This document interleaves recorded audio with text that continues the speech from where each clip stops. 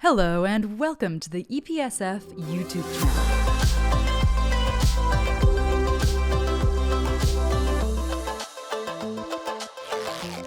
Today we're talking about European rail legislation.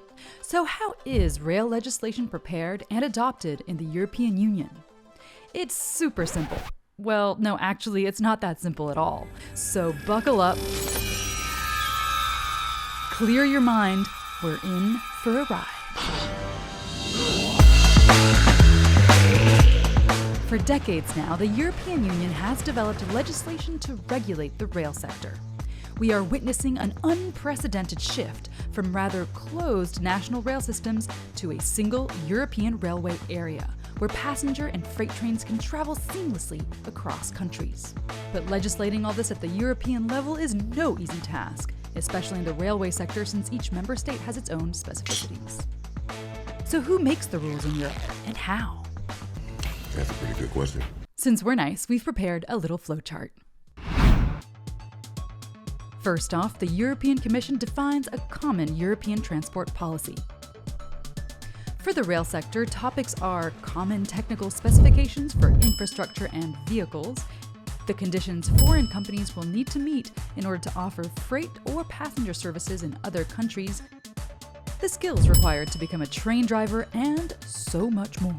All these measures are key to ensure interoperability. Does this ring a bell? We talked about it in episode 1. All this to build a single European railway area. To prepare technical regulations, the European Commission can draw on the expertise of the European Union Railway Agency, or ERA for short. The Commission basically acts like the government of a country, initiating legislation to implement its policies. But the Commission cannot act and legislate alone, definitely not. Before it can enter into force, the proposal must be approved by European legislators. In this case, that's two other European institutions, the European Parliament and the Council of the EU. They're co-legislators. So far, so good. The European Parliament represents European citizens, and the Council represents the national governments of member states. Are you still with me? Okay. Transport experts at both the Parliament and Council study the Commission's proposal and have their say about its content. They may ask for changes to the text, also called amendments, to reflect their position. And if they do not agree on these changes, well, it actually happens quite frequently, they negotiate until a final text is approved by both sides. It's all a matter of compromise. Okay, so where does the EPSF come in?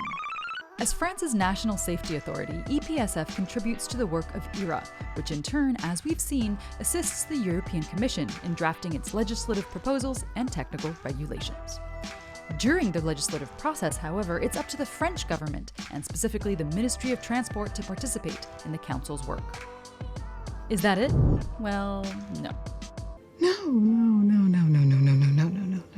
EPSF can always be called on to bring its expertise on matters related to rail safety and interoperability. So once the European legislation has been adopted, what happens next? Member states have to implement it, of course. For regulations, it's easy. They're applied directly. But for a directive, it's different. Each member state has to incorporate it into national law. I am the law! This is called transposition. Here's where the EPSF comes in again in France. We work closely with the Ministry of Transport to draft national texts transposing technical railway regulations. But we'll tell you all about that another time. Phew, that's it for today. I don't know about you, but I'm exhausted. Maybe next time I'll get ChatGPT to write the script. That'll be easier. Did you like our video? You can follow us on YouTube and LinkedIn.